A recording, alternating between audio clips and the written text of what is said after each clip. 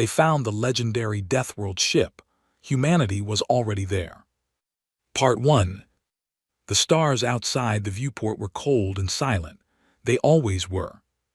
But tonight, something was different. Commander Vale of the Galactic Union ship Serenova stood at the observation deck, her 4 blue eyes scanning the empty space ahead. She had been in deep space for 6 years. She had seen dying stars, ancient ruins, and worlds that breathed like living things, but nothing had prepared her for what her long-range scanner was now showing. A ship drifting alone. It was massive, bigger than anything the Union had ever built, bigger than anything any known species had ever built. The hull was dark metal, covered in scratches and burns that told a long and violent story. It had no lights, no engine flare, no signal. It just floated there, slow and heavy, like a dead giant sleeping in the dark. "Commander," said her first officer Drevin, stepping close. His voice was low, almost afraid. "Long-range scan confirms it. That is the cradle of ash." The whole bridge went quiet. Every person in that room had heard of the cradle of ash. Every person in the galaxy had. It was a legend, a story told to young children in the Union, not to scare them but to warn them. Hundreds of years ago, a Deathworld species had built it. A species so violent, so aggressive, so impossibly hard to kill, that the Union had voted to seal the ship away, to lock it in a dead region of space and never speak of it again. The species was gone now, or so everyone believed. "Get me a full sensor sweep," Vale said, keeping her voice calm even though her heart was pounding. "Every reading you can get. I want to know if that ship is truly dead." The crew moved fast. They were professionals. They had been trained for strange things, but their hands were shaking a little. Drevin came back 3 minutes later. His face was pale, which for his species meant something was very wrong. "Commander," he said quietly, "the ship is not dead." Vale looked at him. "There are life signs." "Yes," he paused as if he did not want to say the next part. "Thousands of them." The room was silent again, but this was a different kind of silence. This was the silence before something very bad happened. Vale did not panic. She had been a commander for 12 years. She knew that panic was the enemy of survival. She turned to her communications officer, a young Helvari named Seat, whose feathers were ruffled with fear. "Try to hail them," Vale said. "Every frequency. Use the Union's universal greeting protocol." Seat nodded and got to work. For a long time there was nothing, just static, just the soft hum of the ship and the breathing of her crew. Then something happened that no one expected. The cradle of ash responded. Not in any Union language, not in any language in the database, but there was a voice. It was low and rough, like stones being ground together, and it was speaking in a pattern, a real pattern, not random noise. "Can you translate it?" Vale asked. "Working on it," Seat said. His feathers were flat now. He was focused. "Good. The language is very old. I'm matching it against deep archive records." He stopped. He stared at his screen. He looked up at Vale. "Commander, this language is pre-Union. It is over 400 years old." "What are they saying?" Seat swallowed. "They're saying, identify yourself. You are approaching a protected vessel of the Terran Deep Fleet. State your purpose or be warned." No one moved. No one spoke. Terran, the word hit Vale like a fist. She knew that word. Everyone knew that word. It was the name the Deathworld species had used for themselves, humans, the ones who had built this ship, the ones who had supposedly vanished 4 centuries ago. Vale slowly turned to Drevin. She could see the same thought in his eyes that was in hers. Humans were not gone. Humans were still on that ship. It had started 3 months earlier, back on the Union's Central Station Pillar Prime. Vale had been sitting in a briefing room with 12 other commanders. All of them quiet, all of them reading the same report on their data pads. The report was marked with the highest level of secrecy the Union had, the kind of secrecy that meant if you told anyone your career was over. The report was about a signal coming from the deep dead zone at the edge of Sector 9. Zone the Union had closed off 400 years ago, right after the human wars, a zone that was supposed to be empty. The signal was not random noise. It had structure, it had meaning, and the Union's best scientists had confirmed it. The signal was artificial. Something in that dead zone was sending a message. Admiral Corrin had stood at the front of the room. He was old, very old. Old enough to remember when the human question was still fresh, still painful. He had looked at all of them with tired eyes. "We are sending a small fleet to investigate," he had said. "Not to engage, not to make contact if avoidable, just to observe and report. We need to know what is in that zone." He had looked directly at Vale then. "Commander Vale will lead the mission." She had accepted without hesitation.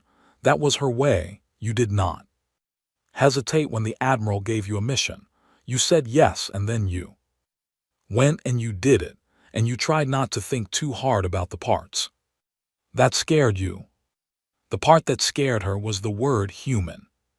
She had read everything about them, every record the Union had kept, every battle report, every scientific study, every note written by explorers who had encountered them before the wars, and what she had read had stayed with her quietly, like a stone in her boot that she could never quite reach.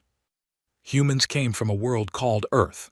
Earth was what the Union called a death world, a planet with extreme temperatures, heavy gravity, dangerous wildlife, and environments that would kill most species within hours.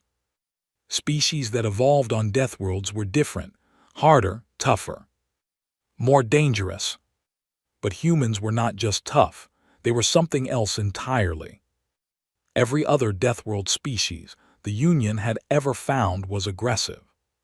But simple, strong but predictable. Humans were different. Humans were creative. Humans were patient. Humans could be gentle and then be monsters in the same breath. They could look at a problem no one else could solve and find a way through it that no one else had thought of. They had built the Cradle of Ash to prove that. The Cradle of Ash was not just a warship, it was a world. Self-contained civilization, built to go anywhere, survive anything, and never need to come home. The Union had studied the design back when humans and the Union had still been, not friends but not enemies. Either the Union scientists had said it was impossible, no species could build something like that. Humans had built it anyway. Then the wars had come. Vale did not know all the details. No one living did. The records from that time were incomplete, damaged, or sealed. What she knew was that something had happened between the Union and humanity, something bad, something that had left both sides broken and bleeding, and in the end the humans had taken their great ship and they had gone into the dark, and they had not come back. Until now. Back on the bridge of the Serenova, Vale made a decision. "Reply to them," she said.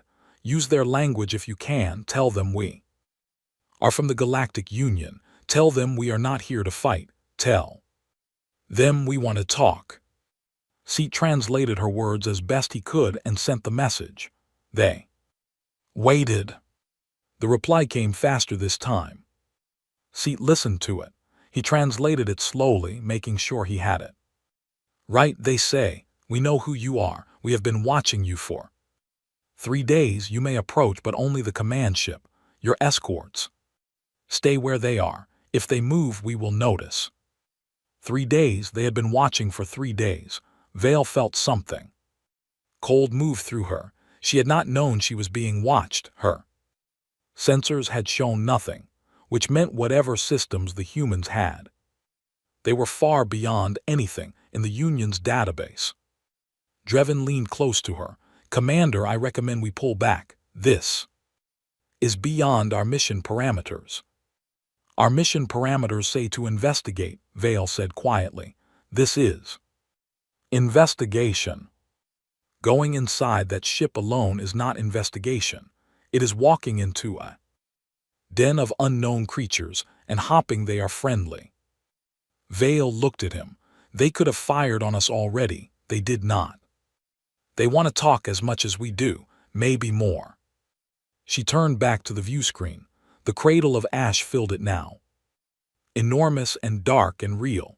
She could see the scratches on its hull more clearly. She could see old weapon burns, repaired a dozen times. She could see the faint glow of lights behind some of the viewports.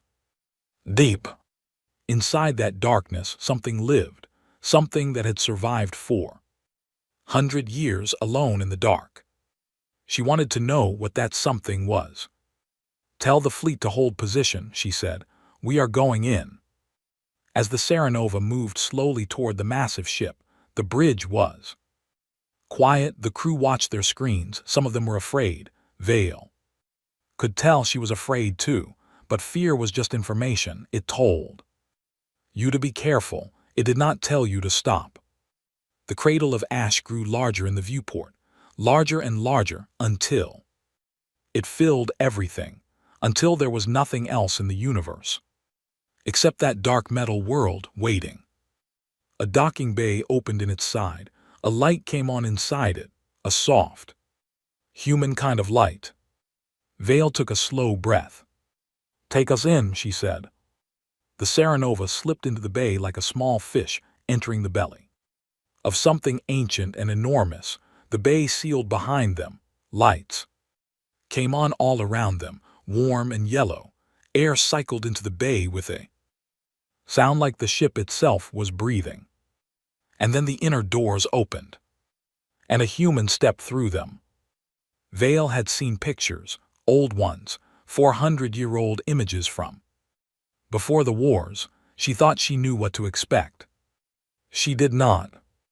The human was tall, not the tallest species she had ever met, but tall. 2 legs, 2 arms, 1 head, skin the color of dark earth, eyes that were brown and sharp and very, very old for a face that looked young. He was wearing simple clothes, dark and practical. He carried no weapon that she could see, but he walked the way a person walked when they did not need a weapon, when they were the weapon. He stopped at the entrance to the docking bay and looked at the Serenova. Then his eyes found Vale standing at the top of the boarding ramp. He did not smile, he did not frown, he just looked at her with those old quiet eyes. And then he spoke, not in his old language, in standard Union trade. Accented and rough, but completely understandable. "You took your time," he said.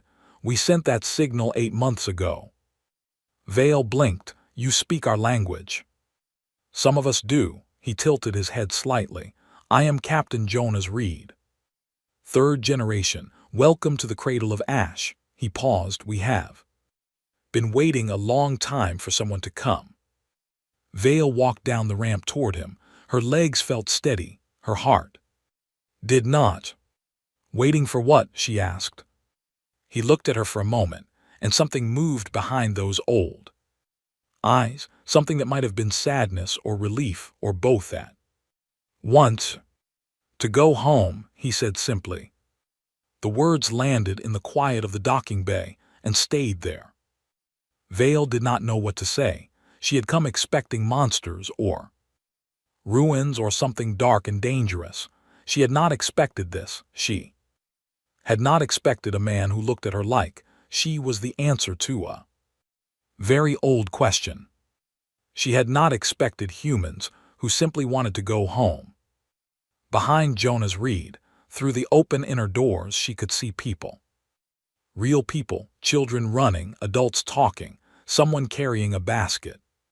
Of food, life, an entire civilization, small and quiet and very much alive, tucked inside the bones of a legendary warship. Vale straightened her shoulders. "Tell me everything," she said. And the captain of the Cradle of Ash began to talk. They found the legendary Deathworld ship. Humanity was already there. Part 2. Jonas Reed led Vale through corridors that smelled like metal and cooking food and something she could not name, something warm and old. And human. The inside of the Cradle of Ash was not what she had expected. She had imagined a warship, bare walls, weapon storage, everything built for fighting. What she found instead was something that had grown past its original purpose. The corridors were wide, yes, and the bones of the ship were military, but the people who lived inside it had done what people always do. They had made it a home. There were drawings on some of the walls, children's drawings painted in bright colors. There were plants growing in pots along the hallway, edges green and leafy under artificial lights. There were names carved into door frames, dozens of them, like a record kept across generations. She saw food stalls selling things she did not recognize. She heard music coming from somewhere above her. People stopped and looked at her as she passed. Some were curious, some were wary, a few were afraid, but none of them ran and none of them threatened her, and that told her something important about what kind of community this was. "How many of you are there?" Vale asked. "About 42,000, Jonas said, leading her around a corner. "Give or take. We stopped counting exactly a long time ago. Hard to keep track when people keep being born. 42,000 on a ship in deep space for 400 years. "How did you survive?" she asked. "The ship," he said simply. "The original builders designed it to be completely self-sustaining, hydroponic farms, water recycling, power from a deep core reactor that has never stopped running, not once. The people who built this ship were very serious about not needing anyone else." There was something in his voice when he said it, not pride exactly. Something older than pride. He brought her to a room near the center of the ship. It was clearly a meeting room, large and circular, with a long table and chairs built for humans but adaptable. On the walls were maps, hundreds of them, star maps, route maps, maps of things she recognized and things she did not. 2 other humans were already there. One was a woman with silver hair and dark skin, and the kind of stillness that meant she had seen a great deal and processed it all. The other was a younger man with a round face and nervous hands who kept touching the edge of the table. "This is Elder Mara," Jonas said, nodding to the woman. "She leads our council, and this is Theo, our head archivist." "Commander Vale," the elder said. Her standard union was cleaner than Jonas's, almost accent-free. "Please sit, we have much to discuss." Vale sat. Her aide, a young officer named Pris, sat beside her, datapad ready. Pris was trying to look calm. She was not succeeding. "I will not waste your time with formalities," Elder Mara said. "We know the Union, we know its politics, we know it has not changed as much as it would like to believe, so let me be direct with you." Vale nodded. "Please." 412 years ago, our ancestors left the Union, Mara said. Her voice was steady. "They did not leave because they wanted to. They left because the choice was leave or be destroyed.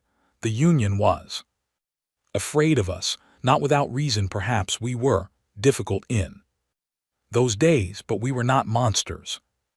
Vale said nothing. She had read the history, or what passed for history. She knew there were many things the Union's records did not say clearly. The original crew of this ship numbered 112,000, Mara continued. "By the time we reached the dead zone, we had Lost almost a third of them. Disease, fighting among ourselves. Despair, she paused. It is very hard to be alone in space for a very long time.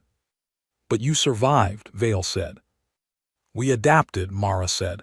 We changed. We built something here that we had not had before. Community, real community, not held together by politics or alliances, but by the simple fact that we only had each other. She looked at Vale steadily.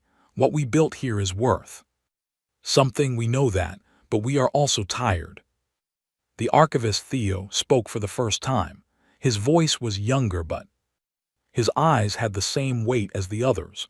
We have been trying to send a signal for over a century. The ship's long-range communications were damaged in the early years. We only got them working properly 8 months ago.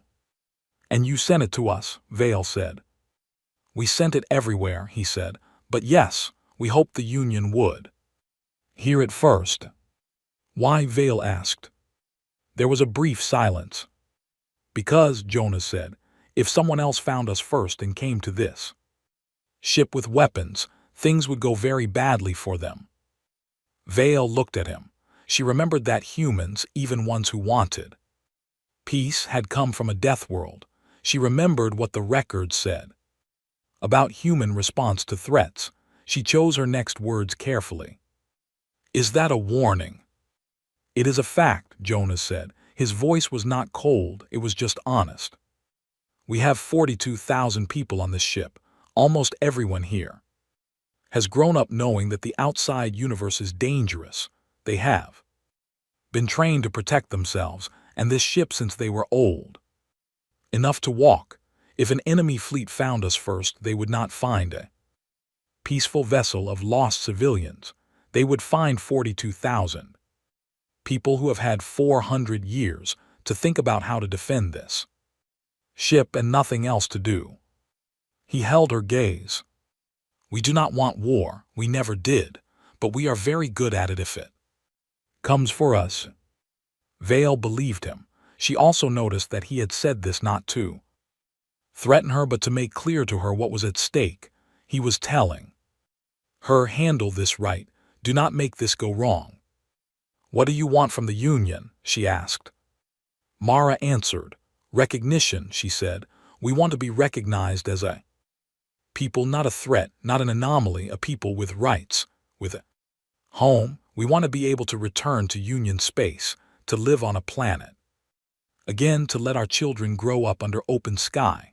Her voice was very controlled, but something moved under it, something that had been held tight for a very long time. Some of our people have never left this ship. They were born here. They will die here unless someone opens a door. Vale thought about that. She thought about the children she had seen in the corridor, born on a ship, living their whole lives inside metal walls under artificial lights, never seeing a real sunrise, never feeling real wind. I cannot make promises on behalf of the Union, she said honestly. I am a commander, not a diplomat, not a council member. We know, Mara said, but you are here. That is already more than we have had. Vale looked at the maps on the walls. She looked at the names carved into the door frame she had passed. She looked at the archivist's nervous hands and the captain's old eyes and the elder's careful voice. She thought about the 42,000 people on the ship. She thought about what it meant to survive 400 years in the dark. She thought about what kind of people they must have become. She thought about what kind of choice she was being asked to carry back to the Union. Tell me more about your history, she said. Everything you remember. Everything your archives have. I want to understand what happened 400 years ago from your side. The archivist Theo looked startled, then grateful. He opened a case he had been keeping close to him and pulled out a data drive. Old technology, but solid. I have been preparing this for 11 years, he said, since I was 18. Every record we have, Every log, every personal journal, every piece of footage that survived. He set it on the table between them. This is everything we are. Vale looked at the drive. She thought about 112,000 people getting on a ship and leaving everything they knew because the alternative was worse. She thought about the ones who had not made it through the first year. She thought about the ones who had been born on this ship and never known anything else. She thought about the ones who were alive right now. 42,000 of them, who had sent a signal into the dark and waited 8 months to know if anyone was listening. She picked up the drive. "Then let me learn who you are," she said. She spent 3 days on the cradle of ash. She had not planned to. She had planned to make contact, gather data, and return to the Union fleet, but something kept her there. Maybe it was the history she read in the evenings, sitting in the small room they had given her, working through Theo's archive with a kind of hunger she had not expected. Maybe it was the conversations she had with people in the corridors, the ones who stopped to ask her questions with a boldness that she found both startling and refreshing. Humans asked direct questions. She had known that from the records, but reading it was different from experiencing it. A small girl of perhaps 7 years had walked up to her in the hydroponic garden and said, with complete seriousness, "Are you going to take us somewhere with trees?" Vale had not known what to say. "I am going to try," she had finally answered. The girl had considered this for a moment, then nodded. "Okay," she said, "I want to climb one. My grandmother said they were good for climbing." She had walked away after that, back to a group of other children, and Vale had stood there in the artificial light between rows of growing plants and felt something shift inside her chest, something that had not moved in a long time. On the evening of the second day, Jonas found her sitting in one of the ship's observation rooms, a long, wide room with a curved viewport that looked out at the stars. She had come there to think. She had stayed because the stars looked different from inside this ship than they did from the Serenova. She could not explain why they were the same stars, but something about looking at them from inside a place that had been alone for 400 years made them feel different. He sat down in a chair a few feet away and looked at the stars too. They were quiet for a while. It was an easy quiet, the kind that meant neither of them needed to fill it. "What made you become a captain?" she asked eventually. He thought about it. "I didn't choose it exactly," he said. "My mother was captain before me, her father before her. We go back to the original crew." He paused. "I grew up knowing this ship, every corridor, every problem, every person." He looked at the stars. "When she died, it was just what I did next." "You miss her," Vale said. "Every day," he said simply. She thought about her own mother back on the Union homeworld. She had not spoken to her in 2 years. The mission had taken her too far out. Communications took months each way. "Do your people understand what it will mean?" she asked. "If the Union agrees to take you back, it will not be simple. There will be politics. There will be people who are afraid of you. There will be arguments and delays and things that take much longer than they should." "We know," Jonas said. "We've had 400 years to think about what going home would look like." He looked at her. "We don't expect it to be easy. We just expect it to be possible." Vale looked at him. "I will do everything I can," she said, and she meant it. He looked back at the stars. "That's enough," he said quietly. "That's more than enough." They found the legendary Deathworld ship. Humanity was already there. Part 3. The journey back to Pillar Prime took 6 weeks. Vale spent most of it writing. She wrote reports, yes, official ones for the Admiral and the Union Council, but she also wrote something else. Something she had never written before in her career. She wrote about People, she wrote about a little girl who wanted to climb trees. She wrote about a captain with old eyes who had inherited a world from his mother. She wrote about an archivist who had spent 11 years preparing a history that he hoped someone would someday read. She did not know if anyone would read those personal notes, but she wrote them anyway. The official report she sent ahead of the ship, encrypted at the highest level. She kept the message short and careful. She knew how the Union Council would react to the words "humans are alive." She knew there would be fear before there would be understanding. There always was.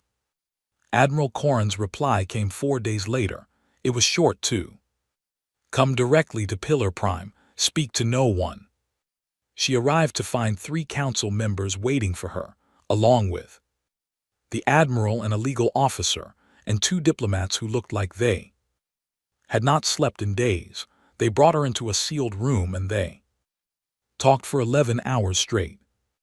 They asked the same questions over and over, in different ways, as if hopping to catch her in a contradiction. Are you certain there are humans? How many? What is the condition of the ship? Are they armed? Are they hostile? What do they want? Vale answered every question with patience. She had to work to maintain. She had known this would happen. She had prepared for it, but knowing a thing and living through it were different. It was exhausting to watch. People who had power over the decision spend so much time on fear and so little time on understanding. On the second day, she did something she had not planned to do. She put the data drive on the table. This is 11 years of archival work, she said. Every record the humans on the Cradle of Ash have kept since they left Union space 4 centuries ago. Personal journals, medical records, birth and death records, agricultural logs, educational records, everything. She looked at the council members. I ask that you read it before you make any decision, not the summary, the whole thing, as much of it as you can. The council members looked at the drive. One of them, a very old counselor named Ven, reached out and picked it up. He turned it over in his hands. You feel strongly about this, he said. I do, Vale said. He looked at her. He had been on the council for 40 years. He had seen many things. Tell me why, not the official reason, the real one. Vale thought about the little girl in the hydroponic garden. She thought about the names carved into door frames. She thought about 42,000 people who had been born into a darkness they had not chosen and had made light there anyway. Because they are not what the old records say they are, she said. They were never what the old records said, and we owe it to them and to ourselves to find out who they actually are before we decide what to do about them. Ven nodded slowly. He set the drive down in front of him with the kind of care you gave something important. I will read it, he said. Back on the Cradle of Ash, things were not quiet. Jonas Reed stood in the council chamber and listened to 11 different people talk at once. This was not unusual. The Council of the Cradle was elected from the ship's 42 residential sections, and when something important happened, all 11 of them came together and all 11 of them had opinions. Right now the important thing was, what were the Union people doing and how long would it take? We should have sent more than one ship with them, said Counselor Doris, a woman with gray-streaked hair and a voice like a speaker system, just as an escort, just to show strength. Showing strength to the Union is the last thing we want to do, said Counselor Park, younger, quieter. The whole reason our ancestors were pushed out was because the Union was afraid of what we could do. We don't want to remind them of that. So we sit here and wait, Doris demanded, like we've been sitting and waiting for 400 years. We wait because we have something worth waiting for, Jonas said. Room got quieter, not silent, not immediately, but quieter. He had that Effect, not because he was loud or angry, but because people trusted him to say things that were true. He stood up slowly. He was not a big man, but he stood like someone who had been carrying weight for a long time and had learned how to do it without being crushed. "Commander Vale is carrying our case to the Union Council," he said. "She is honest, I believe that. She told us she cannot make promises. And she kept that honesty. That means when she does make a promise, we can believe it." He looked around the room. "What we need to do now is prepare not for war, for arrival." The room was quiet now. "We need to think about what we want," he continued. "Not just the big things, not just recognition and rights, the real things. What planet do we want to live on? What kind of community do we want to build? What do we keep of what we have built here, and what do we leave behind when we step off this ship for the last time?" He paused. "Because that day is coming," he said. "I believe that, and I want us to be ready for it." There was a long silence. Then Doris, who was not a soft woman and had never been, said something that surprised everyone in the room. "I want to see rain," she said. "Real rain, not the misting system in the greenhouse. Real rain from a real sky." It was such a small thing, such a human thing, and it broke something open in the room. They talked for 3 more hours, not about politics, not about strategy, about real things, about what they missed that they had never had, about what their parents and grandparents had told them about world they had never seen, about what they wanted their children to grow up knowing. Jonas sat and listened and made notes. He had always been a man who listened more than he talked.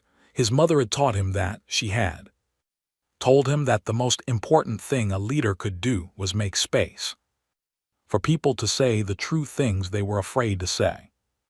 When the meeting ended, Theo caught up with him in the corridor.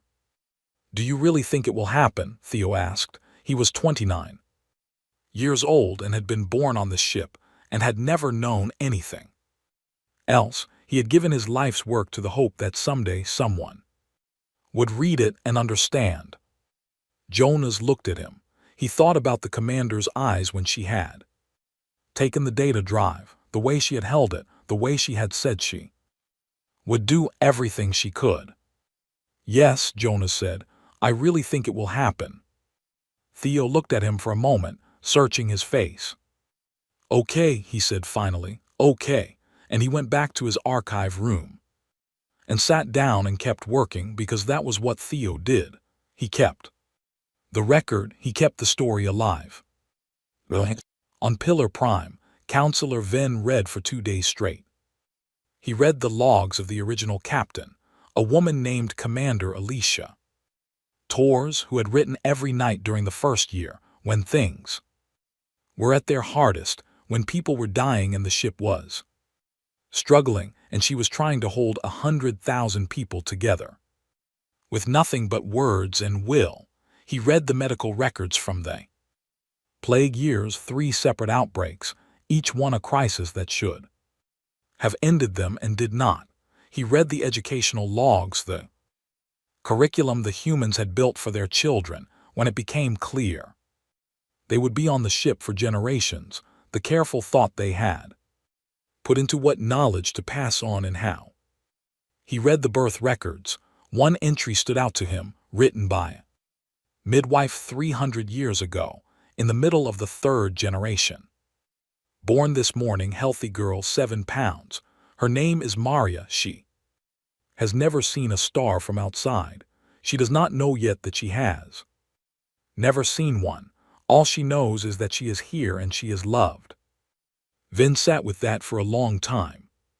He was old.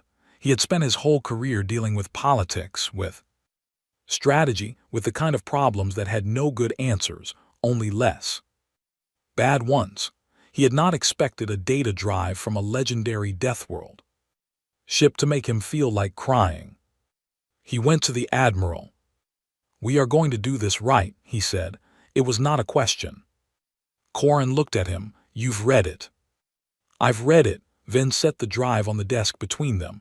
These are not the monsters we were afraid of. They are not even the difficult allies we remembered. They are something we built together 400 years ago and then abandoned. And they survived, Admiral. They survived.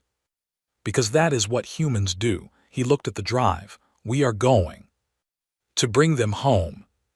Corin was quiet for a long moment. Then he nodded.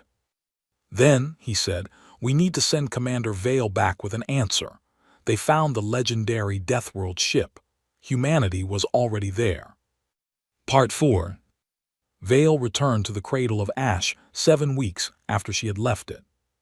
She came with a larger fleet this time, not warships, civilian transports and medical ships and diplomatic vessels, all flying the Union flag alongside something new, a flag that had been made for this moment in a small design office on Pillar Prime by someone who had stayed up all night to get it right, blue and white and deep black with a shape in the center that humans had once used as their symbol. Circle, simple, old. She did not know if the humans would recognize it, but she hoped they would. When the fleet dropped out of jump at the edge of Sector 9, the Cradle of Ash was where she had left it, still dark, still enormous, still carrying 42,000 lives inside its metal bones. Hail them, she said to Seat. This time, the response came in less than 30 seconds. Jonas Reed's voice filled the bridge. Commander Vale, we were wondering when you'd be back. She almost smiled. I brought people who want to talk properly this time, with authority to make real decisions. A pause, then how many? Enough, she said. Another pause, longer. She imagined him on his bridge or in the council chamber looking at the fleet on his screen and calculating. She had learned enough about him to know he would be calm. He was always calm. It was the kind of calm that came from having been through a great many things that were not calm at all. Send your diplomats, he said. We'll make room. The negotiations began the next morning. They took place in the Cradle's largest common room, a big open space, usually used for community gatherings that smelled like food and had art on the walls made by many different hands over many different generations. The Union diplomats Vale noticed kept looking at the art. It was hard not to. There was something about it that made it difficult to see these people as a threat. The lead diplomat from the Union was a tall, careful man named Envoy Sareth. He was good at his job. He was polite and precise and never said more than he needed to. He sat across from Elder Mara and they began with the formal things: recognition of personhood, rights under Union law, the legal status of the ship itself. Vale sat to the side and watched. It was not easy. Nothing like this was ever easy. There were things both sides had to give up, things both sides did not want to give. The Union wanted certain limits on the Cradle's military capability. The humans pushed back, not because they wanted war, but because the ship was their home and they did not want to be left defenseless in a galaxy that had already pushed them out once. That argument went on for 3 days. On the evening of the second day, Jonas found Vale in the corridor. Outside the meeting room, she had stepped out to get some air. He had stepped out to think. Sareth is worried about the weapons systems, Vale said. I know, Jonas said. Are they as extensive as our scans suggest? He looked at her sideways. It was almost a smile, but not quite. Our ancestors built this ship to survive anything. They built everything twice. The weapons are part of the ship. You cannot separate them from the structure without taking the ship apart. Can you disable them? Some of them, not all. He looked at the wall. Someone had painted a forest scene there long ago, deep greens and browns, the kind of painting someone made when they missed something very much. But I can. Make a promise, and my promises mean something on this ship. What kind of promise? The same kind our ancestors should have made 400 years ago. He said that we will not start a war, that if we are threatened we will defend ourselves, but we will not be the ones who swing first. That we want to be part of the Union, not in opposition to it. He paused. That's worth more than disabling a weapon. Vale thought about this. Sarath needs something on paper, she said. Then put it on paper, Jonas said. We'll sign it, all 42,000 of us if you want, but what you are really asking for is trust. And trust is not built with documents. Trust is built by doing what you said you would do. He looked at her. We have been doing that for 400 years. We survived. We stayed together. We did not become monsters. That's our record. Look at it. Vale went back into the meeting room the next morning and said almost exactly that to Sarath. Sarath was quiet for a long time. Then he said, I need to make a call. To Pillar Prime. He came back 2 hours later. The council has agreed to a provisional treaty, he said, on the condition that the Cradle of Ash moves to a designated transit zone within Union-adjacent space, where it can be properly monitored during the integration period, a period of no less than 1 year and no more than 5, depending on how the process goes. He slid the document across the table.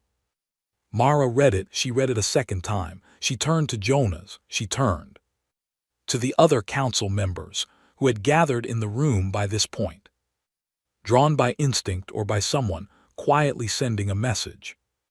No one spoke for a long time. Then Mara picked up the pen.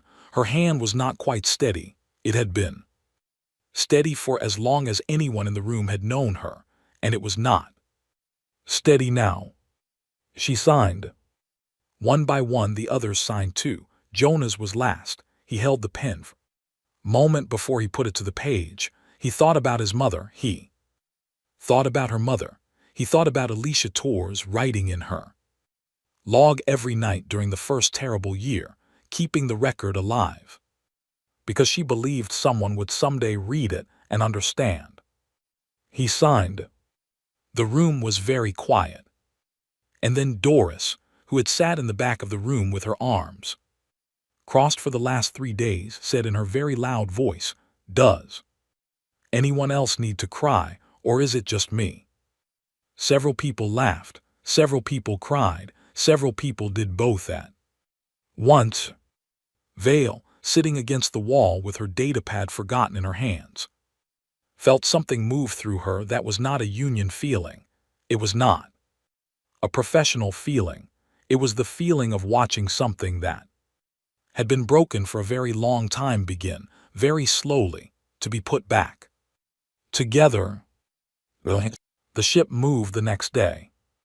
Not far, just to the edge of the designated zone as agreed, but it moved. For the first time in over a century, the Cradle of Ash changed course, not because it was lost, not because it was running, because it was going somewhere. Vale stood in the observation room and watched it happen. Jonah stood beside her. How does it feel? She asked. He thought about it for a moment. Like the first day of something, he said, I have been preparing for the last day of something for a long time. I did not think about the first day enough. Good first days are harder than good last days, Vale said. Last days you can plan for, first days happen to you.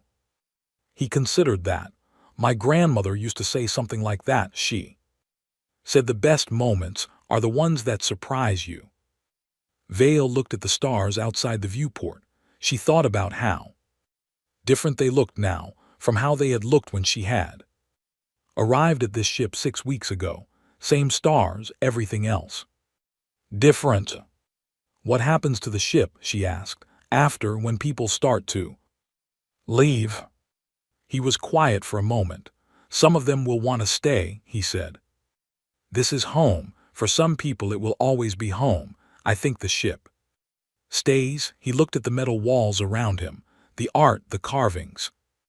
The 400 years of a people's life pressed into every surface. It should stay. It's too important to let go of. A monument, Vale said.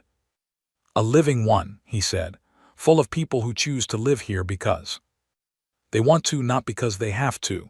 He smiled, and it was a real smile, the first one she had seen from him.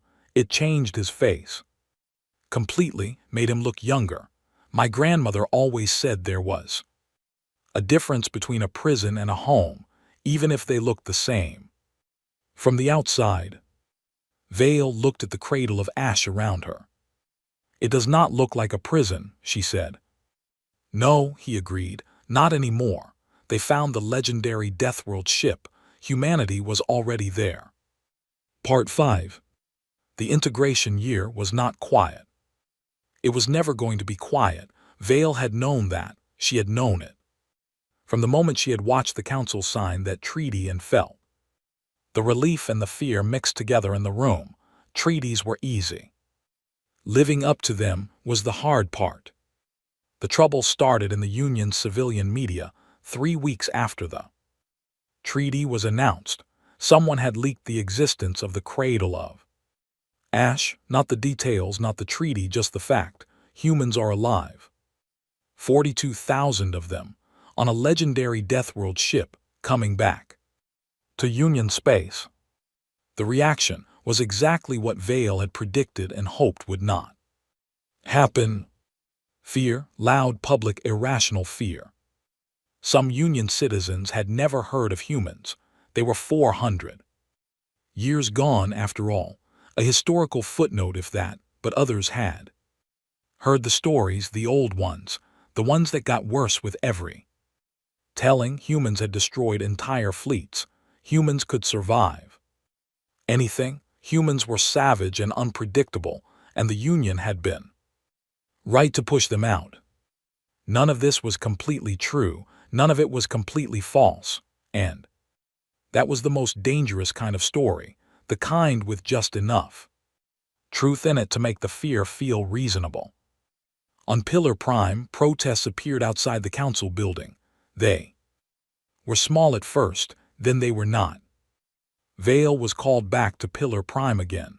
She sat in the same sealed room with the same council members, but the atmosphere was different.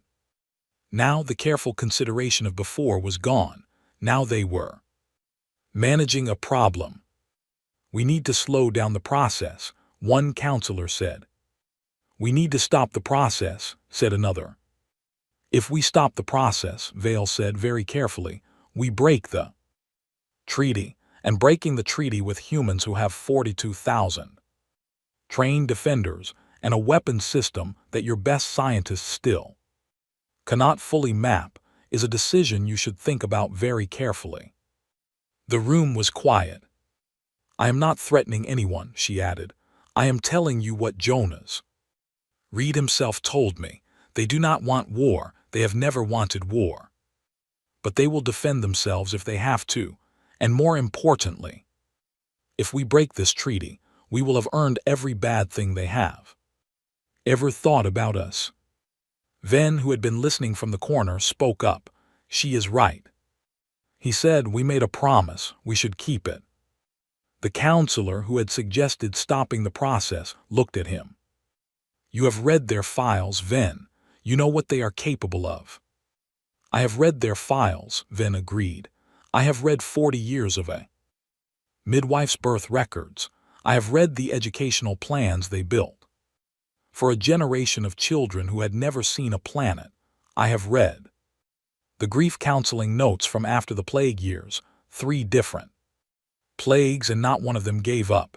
He looked at the counselor calmly. I know exactly what they are capable of. That is why we should not break our word to them. The debate went on for 2 days. In the end, the council did not stop the process, but they added conditions. More monitoring, more restrictions on movement during the first year, more checkpoints, more security measures, more layers between the humans, and full integration. Vale went back to the cradle of ash and told them. She had expected anger, she had prepared for it. She sat in the council chamber across from Jonas and Mara, and 11 council members, and she laid it all out honestly, without softening it. The room was quiet when she finished. Then Jonas said, "How many of these conditions are permanent?" "None of them," she said. "They are all time-limited, year 1 maximum. If the integration is going well, they fall away. And if the union decides they are not going well, then we renegotiate," she said. "But Jonas, I want to be honest with you. The fear is real. I know it is not fair. I know it is not based on who you actually are. But fear does not care about fairness, and if we push too hard too fast, we lose the people who are on our side, the ones who have already read your history, the ones who are arguing for you right now in a room on Pillar Prime." He was quiet for a long moment. "Then," he said at last, "he is still arguing for us." "He has not stopped," she said. Jonas looked at the table. He looked at his hands. He was thinking. She could tell he was not the kind of man who decided things quickly when they mattered. "All right," he said, "we accept the conditions." Mara looked at him. "Jonas." "We accept them," he said again, gently. "We have waited 400 years. We can wait a little longer to do this right." The little girl's name was Sana. Vale found that out 4 months later, when the first group of humans was allowed to make planetfall, not as residents, not yet, as visitors. A carefully chosen group of 30, allowed to visit one of the Union's outer worlds for 1 week under supervision, as part of the integration evaluation. Sana was one of them. She was 7 years old. She had brown eyes and short black hair, and she walked with the kind of serious focus that small children used when they were trying to look braver than they felt. The outer world was called HFY. It was not the most beautiful planet in the Union. It was green and cool and a little bit rainy, which in Vale's opinion made it exactly right for this. When the shuttle landed and the door opened, the 30 humans came out. One by one, some of them stopped at the top of the ramp and just stood there. Some of them went quickly down the steps and knelt on the ground. One man put his face into the grass and stayed there for a long time. Sana walked down the ramp and stopped at the bottom and looked up. The sky was gray with clouds. Rain was coming. A wind moved through the grass around her. She spread her arms out to the sides, palms up, like she was trying to hold as much of the air as she could. It started to rain, soft, small rain, the kind that barely felt like anything. Sana tilted her head back and let it fall on her face. Vale was standing 20 meters away, with a Union observer, and she watched this happen and felt something very large and very quiet move through her. After a long time, Sana lowered her head and looked around. She saw Vale. She walked toward her through the grass, rain spotting her hair. "Is this what rain feels like?" she asked. "Yes," Vale said. "That's what rain feels like." Sana thought about it. "It's colder than I thought," she said, "but nicer." She turned and ran back toward the other humans. She found a tree at the edge of a small grove nearby and looked at it for a moment, studying it seriously. Then she started climbing. 3 years passed. They were not easy years. There were arguments and setbacks and moments when it seemed like the whole process might collapse under the weight of fear and politics. There were protests on both sides. There were members of the Union who never accepted the humans and never would. There were humans on the cradle who never trusted the Union and never would. But the process did not collapse. It bent sometimes. It slowed, but it held. Humans began moving to Union worlds in small groups, then larger ones. Not all of them. Many stayed on the ship. Jonas had been right about The cradle of ash stayed active, crewed by people who had chosen it, but it stayed in Union-adjacent space now, docked near a small orbital station that had been built specifically as a connection point between the ship and the wider galaxy, a bridge. Theo the archivist made that his home. He moved to the station and set up a proper archive there, open to anyone. Humans came to tell him their stories, Union researchers came to study his records. He became, over time, one of the most visited and most important figures in the whole integration process, not because he was powerful, but because he had the story, and the story was what everyone needed to understand. Doris moved to a planet with a lot of rain. She sent Jonas a message every few months describing what the rain felt like. Each description was different. He kept everyone. Mara moved to Pillar Prime. She became an advisor to the council, not an elected member. She was too old and too direct for politics, but an advisor. She sat in rooms with powerful people and told them things they did not want to hear in a voice that made it very hard to ignore. Ven liked her enormously. They had lunch together every week and argued about history and usually disagreed, and always left feeling better for it. Jonas stayed on the cradle. He had known he would. It was not a sad thing. He had thought it might be sad, and it was not. The ship was different now, quieter in some ways, but it was his home, and it was still full of people, and it was still where he woke up in the morning and made coffee in the small kitchen his mother had used, and stood at the viewport and looked at the stars. Except now the stars were different. Now when he looked at them, he could see other ships out there, Union ships and human ships and ships that carried both. He could see the station lit up and busy. He could see, if he used the long-range screen, the distant glow of planets where his people were living under open skies. He thought about his mother a lot in those years. She had died believing it would never happen. She had worked for it her whole life, sending signals and keeping the ship running and holding the community together and doing everything she could to make it possible. And she had died not knowing if any of it had worked. He wished she could see it. He wished it with a quiet, deep ache that never quite went away. But he had learned over the years that some aches were worth carrying, that some grief was the price you paid for loving something, and the price was worth it. Vale retired from active command 4 years after the treaty.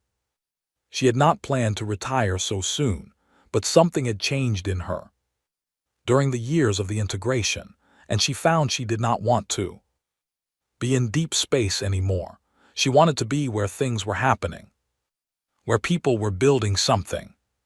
She moved to HFY. It was still a little rainy. She had come to like that. She set up a small office near the Integration Coordination Center and started doing work she could not have named when she was a commander. She helped humans navigate Union bureaucracy. She helped Union citizens understand human customs. She answered questions, solved problems, sat with people who were afraid or angry or confused, and helped them find a way through it. She was not especially good at politics. She was very good at people. One afternoon, she was sitting outside her office when a group of human children ran past, chasing each other through the grass. They were mixed up with a few Union children, all of them running together with the complete and total focus that children brought to any game that involved running. She watched them and thought about Sana, standing in the rain with her arms out.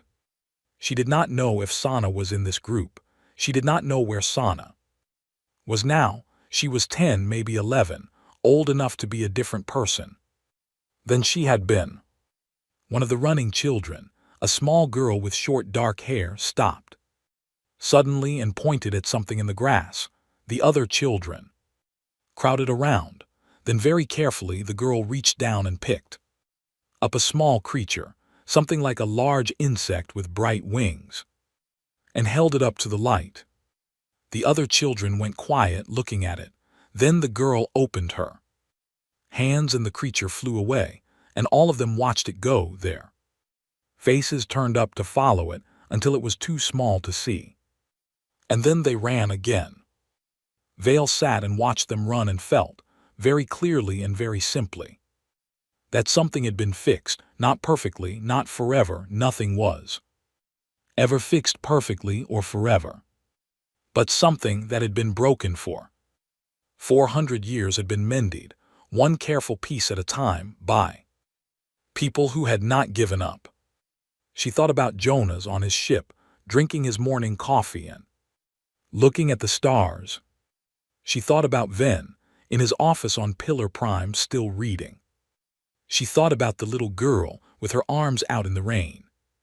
She thought about Alicia Torres, writing in her log every night during the first terrible year, believing without evidence that someone would someday read it and understand. Someone had. The sky over HFY was gray and cool, and the wind moved through the grass, and somewhere above the clouds, a ship full of people who had survived 400 years of darkness was still there, watching. Ready, loved. And it was enough. It was more than enough. It was everything.